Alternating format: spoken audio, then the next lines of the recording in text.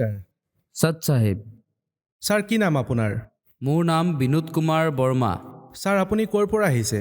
বিহাৰৰ গয়া জিলাৰ গাঁও ৰেঘৱা চাকচেট। ছাৰ সন্ত ৰামপালদেৱ মহাৰাজৰ পৰা নাম দীক্ষা কেতিয়া ল'লে আপুনি? 13/7/2012। সন্ত ৰামপালদেৱ মহাৰাজৰ পৰা নাম দীক্ষা লোৱাৰ আগত আপুনি কি ভক্তি সাধনা কৰিছিল? যি আমাৰ গাঁৱত ককা আজোককাসকলে মা দেউতাহঁতে যি নিয়ম নীতি কৰি আহিছিলে সেয়া ময়ো কৰিছিলোঁ। তেন্তে আপুনি কি কাৰণত সন্ত ৰামপালদেৱ মহাৰাজৰ শৰণলৈ আহিল? 2012 জুন মাহত মই আমাৰ গাঁৱত কাম কৰি থাকোঁতে মুখেৰে হঠাতে তেজ ওলাবলৈ ধৰিলে। তেতিয়া মই ওচৰৰে ডক্তৰ এজনৰ তালৈ গ'লোঁ। তেওঁ চালে আৰু মোক ক'লে যে তোমাৰ কেঞ্চাৰ আছে। পিছত দেখুৱাবলৈ পাটনালৈ ৰেফাৰ কৰি দিলে মোক। মই তালৈ নগৈ মই দিল্লীলৈ গ'লোঁ, এইমছ অখিল ভাৰতীয় হস্পিটাললৈ। তাত মোৰ পৰীক্ষা আৰম্ভ হ'ল। পৰীক্ষা আৰম্ভ হোৱাৰ সময়তেই মই সন্ত ৰামপালদেৱ মহাৰাজৰ বিষয়ে গম পালোঁ। গতিকে মই তালৈ বৰৱালালৈ 13/7/2012 গৈছিলোঁ। তালৈ যাওঁতে মোৰ সন্ধিয়া হৈ গৈছিলে। সেই সময়তে গুৰুৱে দৰ্শন দি আছিলে সকলোকে। তাত গুৰু দৰ্শনৰ শাৰী পাতিলোঁ। সেই সময়ত মই নাম দীক্ষা লোৱা নাছিলোঁ। আৰু যেতিয়া গুৰুদেৱৰ পৰা নাম দীক্ষা ল'লোঁ তেতিয়া আশীৰ্বাদ দিলে গুৰুদেৱে। আৰু সন্ত ৰামপালদেৱ মহাৰাজে মোক মূৰত হাত ফুৰাই আশীৰ্বাদ দিলে। তেতিয়া মই তৎক্ষণাত প্ৰাৰ্থনা কৰি মই ক'লোঁ যে গুৰুদেৱ, মোৰ মুখত কেঞ্চাৰ হৈছে। গুৰুদেৱে ক'লে, প্ৰথমতে পুত্ৰ তুমি নাম দীক্ষা লৈ ভক্তি কৰা। তোমাৰ এডাল কাঁইট আছে, সেইডাল ওলাই যাব। তাৰ পাছত মই তাৰ পৰা বাহিৰলৈ আহিলোঁ। পিছত আকৌ গৈ নাম দীক্ষা ল'লোঁ আৰু সেই সময়ৰ পৰা মোৰ ভক্তি আৰম্ভ হ'ল।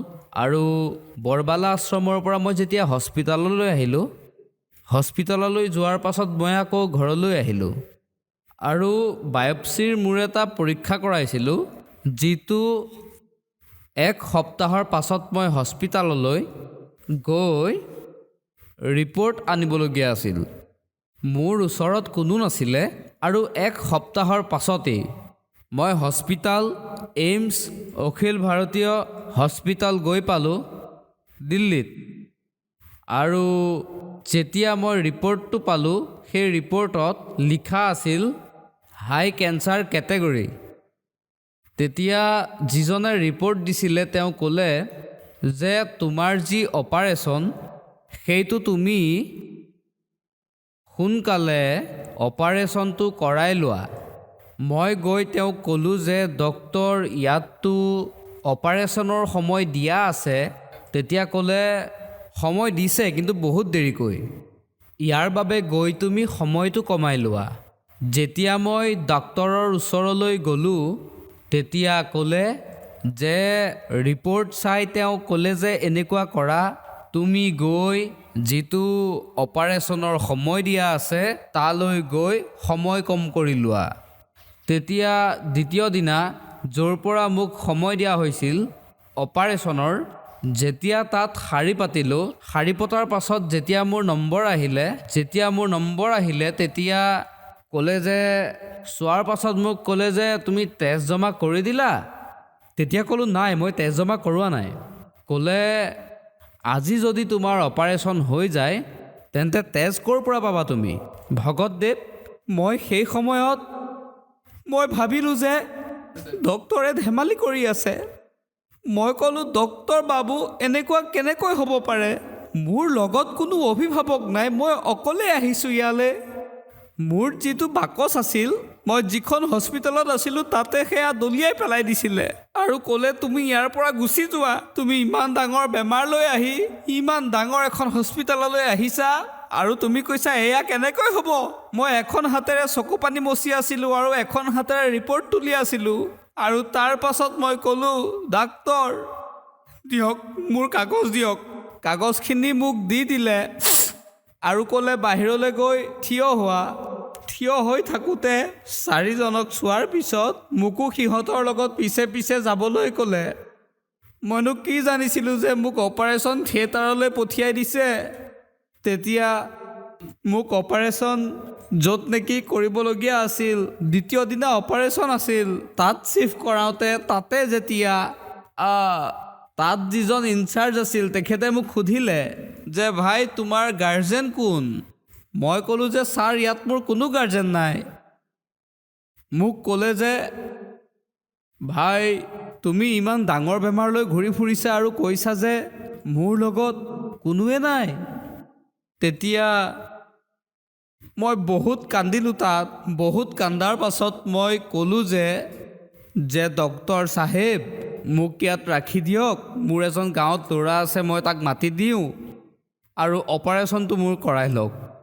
তেতিয়া চিফ্ট কৰাই দিলে আৰু তাৰ পিছদিনা মোৰ অপাৰেশ্যন হ'বলগীয়া আছিলে। গোটেই দিন মই লঘোণে থাকিলোঁ। 5 বাজিল, মোৰ অপাৰেশ্যন হোৱাই নাছিল। তাৰপিছত 2 দিনৰ পাছত মোৰ অপাৰেশ্যন হ'ল। মোৰ অপাৰেশ্যনৰ যিটো সময় লিখা আছিলে সেয়া আগতেই মোৰ অপাৰেশ্যন আৰু ৰেডিঅ'থেৰাপি, যাক হেক দিয়া বুলি কয়, সেয়া মোৰ কমপ্লিট হৈ গৈছিলে। কিন্তু আৰু মোৰ যি অপাৰেশ্যন ৰেডিঅ'থেৰাপি চলি আছিল সেয়া 3 দিনৰ আৰু বাকী আছিলে। মোৰ অৱস্থা বহুত বেয়া আছিল। মই মোৰ পত্নীৰ লগত তাত আছিলোঁ। তেতিয়া মই তাইক কৈছিলোঁ যে মই ইয়াত অলপো এনেকৈ থাকিব নোৱাৰোঁ, মোক লৈ ব'লা মোৰ ঘৰলৈ। পৰমাত্মাৰ দয়াত, সন্ত ৰামপাল গুৰু মহাৰাজৰ দয়াত যদি ভাল নহয় তেন্তে মই এতিয়াই ঘৰলৈ যাম। এই হস্পিটেলত থাকিব নিবিচাৰোঁ। যি কৰিব এতিয়া আৰু সন্ত ৰামপালদেৱ মহাৰাজেহে কৰিব। মোৰ তাত প্ৰমাণ আছে, মই ৰিপৰ্টটো অনা নাই, কিন্তু প্ৰমাণ আছে যে 3টা থেৰাপি এতিয়াও বাকী আছে। কিন্তু তাৰ পৰা মই গুচি আহিলোঁ আৰু আজি আপোনালোকৰ সন্মুখত থিয় হৈ আছোঁ। কেঞ্চাৰ মোৰ ভাল হ'ল আৰু সকলো ফালৰ পৰা সুস্থ মোৰ শৰীৰ। সন্ত ৰামপালদেৱ মহাৰাজৰ কৃপাত মই আৰু এটা লাভ মোৰ কৈ আছোঁ। মই এইটো ক'ব বিচাৰিছোঁ যে ভগতদেৱ, মোৰ গুৰুদেৱ সন্ত ৰামপালদেৱ মহাৰাজে আগতেই কৈ দিছিলে যে যি সময়ত নাম দীক্ষা ল'বলৈ গৈছিলোঁ সেই সময়তে কৈছিলে যে পুত্ৰ, তোমাৰ কাঁইট এডাল আছে, নাম দীক্ষা লৈ ভক্তি কৰি থকা, সেইডাল ওলাই যাব। আৰু মোক সন্ত ৰামপালদেৱে কৃপা কৰিছে যে আজি মই তেওঁৰ দয়াত আৰু তেওঁৰ ভক্তিৰ বাবে মই আজি সুস্থ। মোৰ কেঞ্চাৰো ভাল হ'ল। মোৰ যে ইয়াত আছে এয়া কেঞ্চাৰ হয়, ইয়াত এটা গাঁত আছে। মোৰ তালুত এতিয়াও যদি আঙুলি এটা ভৰাই দিওঁ তাত এটা গাঁত পাব। যদি চাব বিচাৰিছে। আৰু এতিয়া মোৰ এই যি কেঞ্চাৰ আছিলে ভাল হ'ল সন্ত ৰামপালদেৱ মহাৰাজৰ দয়াত। আৰু মই এজন গৰীব ব্যক্তি আছিলোঁ, দিন হাজিৰা কৰি খোৱা ব্যক্তি আছিলোঁ। আৰু আজি পৰমাত্মাৰ দয়াত মোৰ ইমান লাভ হৈছে যে ভাল ব্যৱসায় আছে, সুস্থ শৰীৰ আছে আৰু পৰিয়ালত হাই কাজিয়া এই সকলোবোৰ দূৰ হৈ গ'ল। আৰু সেয়া সন্ত ৰামপালদেৱ মহাৰাজৰ দয়াত সকলোবোৰ ঠিক হৈ গ'ল। মই আগতে নিচাও কৰিছিলোঁ, সুৰাপান কৰিছিলোঁ, গুটকা খাইছিলোঁ, চিগাৰেট, ভাং, গাঞ্জা, মই সকলো খাইছিলোঁ। সেই মোৰ নিচা সন্ত ৰামপালদেৱৰ দয়াত যেতিয়া মই ভক্তি পাইছিলোঁ, সেই ভক্তিৰ বাবে মোৰ সকলোবোৰ নিচা আঁতৰি গ'ল। ছাৰ, আপোনাৰ কেঞ্চাৰ বেমাৰ আছিল আৰু সন্ত ৰামপালদেৱ মহাৰাজৰ শৰণলৈ অহাৰ পিছত আপোনাৰ কেঞ্চাৰৰ বেমাৰ ভাল হৈ গ'ল। গতিকে যিসকল শ্ৰদ্ধালুৱে আপোনাক আজি টিভিত দেখি আছে আৰু তেওঁলোকো কিবা নহয় কিবা বেমাৰত ভুগি আছে আৰু সন্ত ৰামপালদেৱ মহাৰাজৰ পৰা নাম দীক্ষা ল'ব বিচাৰে, তেন্তে তেওঁলোকে কেনেকৈ নাম দীক্ষা ল'ব পাৰিব? বহুত চেনেল আছে য'ত গুৰুদেৱৰ অনুষ্ঠান আহে। তাত নীলা শাৰী এটা আহি থাকে, তাত নম্বৰ লিখি থোৱা থাকে।